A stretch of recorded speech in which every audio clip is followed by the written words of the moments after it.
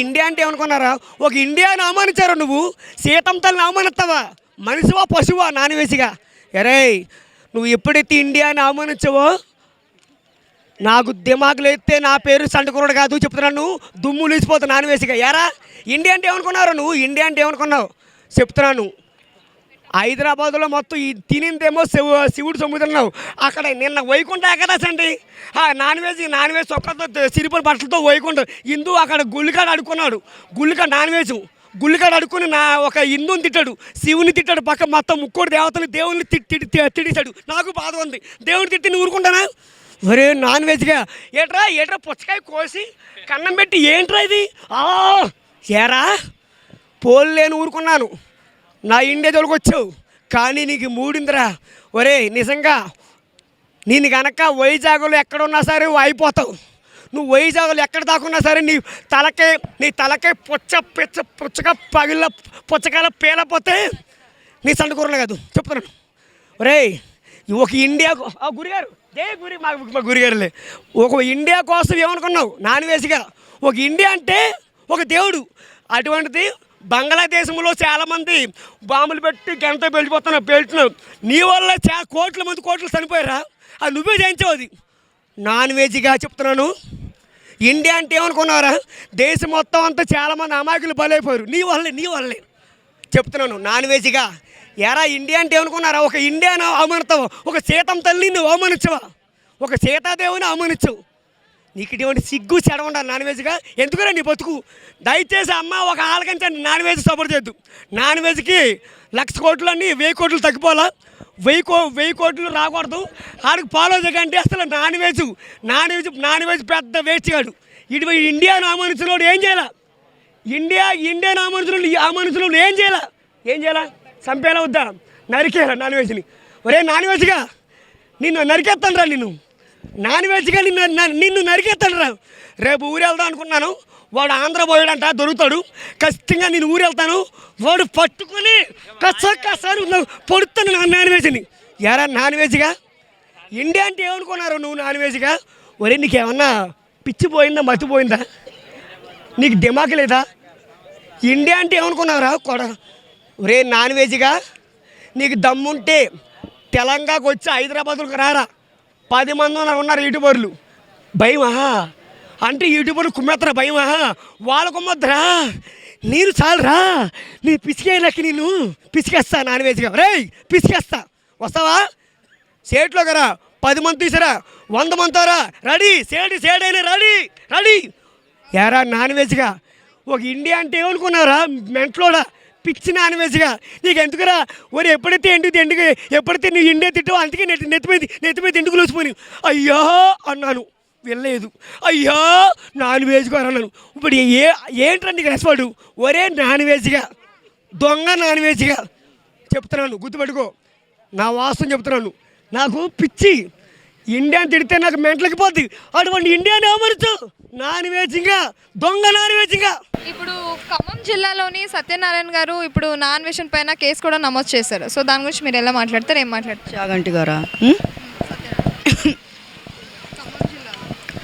అయితే ఆయన మాట్లాడిన మాటలు ఎట్లున్నాయో తెలుసా మీకు? అంత దారుణంగా మాట్లాడారు కదా ఎవరు. ఏమన్నాడని అసలు మొన్నటికి మొన్న ఒకప్పుడు మన ఎవరు శివాజీ గారు ఆయనను పొగిడారు, అన్వేష్.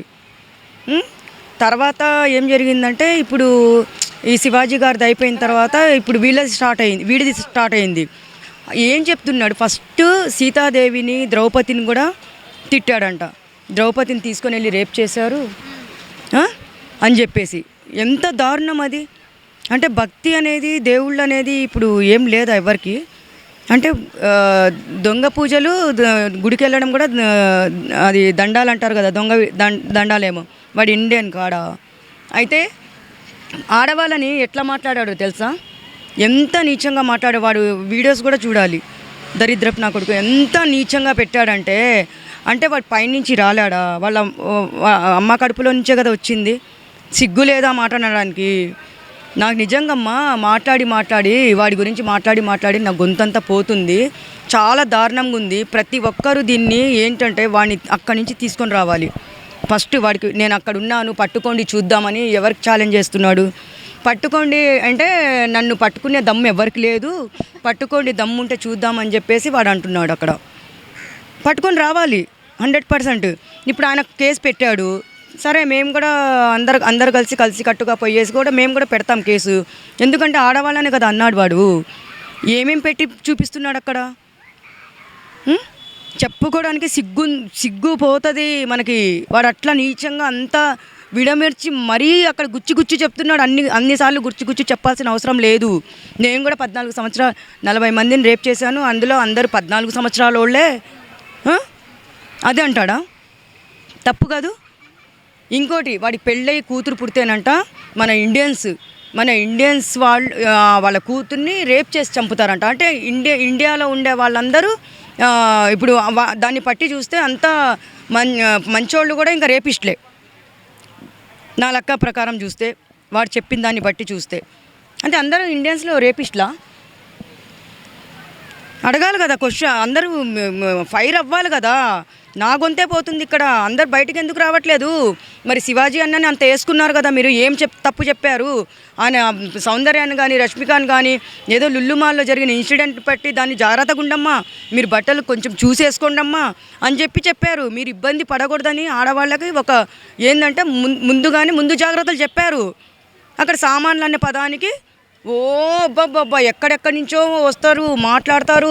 అన్నని అంత టార్చర్ చూపించారు. ఏమంతా ఇదిగా ఉన్నప్పుడు వాడు ఆడవాళ్ళ గురించి చెప్తున్నాడు. ఇండియన్స్ రేపిస్టులంట, వాడి కూతురు ఇక్కడికి వస్తారంట రేప్ చేసి చంపుతారంట. ఆ మాటలకి ఎందుకు రావట్లేదు ఎవరు బయటికి? రావాలి. ఇదేందో నాకు తెలిసి టైంపాస్కి ఇప్పుడు యూట్యూబ్ వాళ్ళు ఉన్నారు, వాడు కూడా ఒక యూట్యూబరే. మరి అందరు ఉన్నారు కదా, మరి వాడిని అక్కడి నుంచి తీసుకొని వచ్చేలాగా మన తెలంగాణ డిపార్ట్మెంట్ కానీ పోలీస్ డిపార్ట్మెంట్ కానీ సజ్జనార్ గారు తలుచుకున్నారంటే ఎంతసేపు అమ్మా వాడిని తీసుకురావడానికి?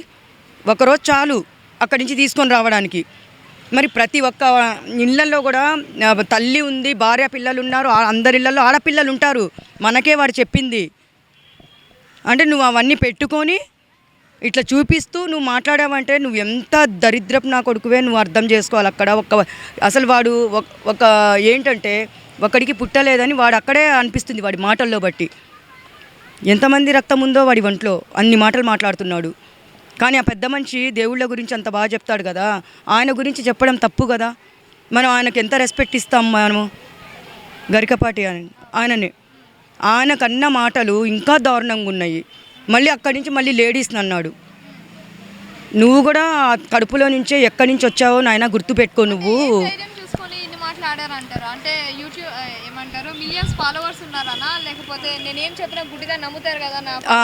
100% అదే.